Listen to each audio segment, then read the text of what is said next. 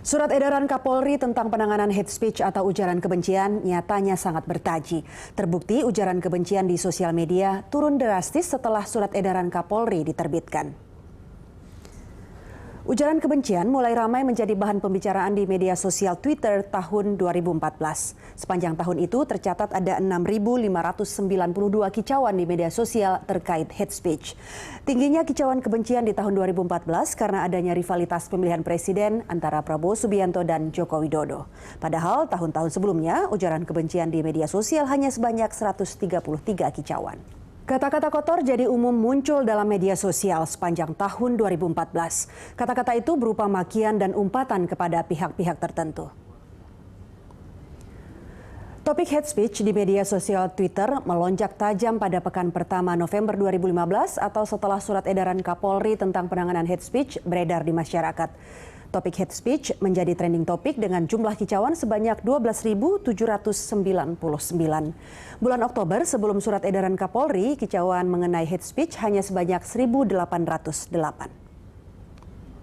Sepanjang minggu pertama bulan November ini, hate speech masih menjadi isu elitis yang beredar umumnya di ibu kota Jakarta. Dengan kata lain, isu hate speech masih Jakarta sentris dengan jumlah berita sebanyak 398.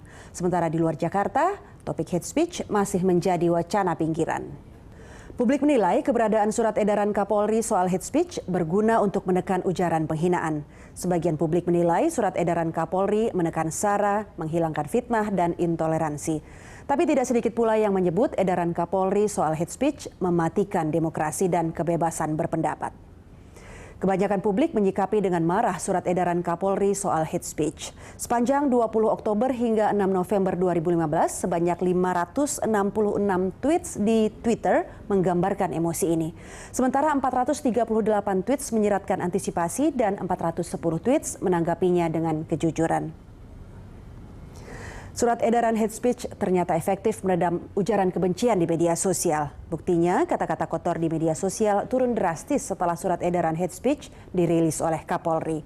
Publik agaknya khawatir akan ancaman pidana jika menulis atau menyebarkan ujaran kebencian. Hate speech atau ujaran kebencian bisa memunculkan konflik sosial jika tidak ditangani dengan efektif, efisien, dan sesuai dengan undang-undang. Semoga saja surat edaran Kapolri tidak memberangus kebebasan berpendapat dan demokrasi. Saya Rika Ambru pamit, sampai jumpa.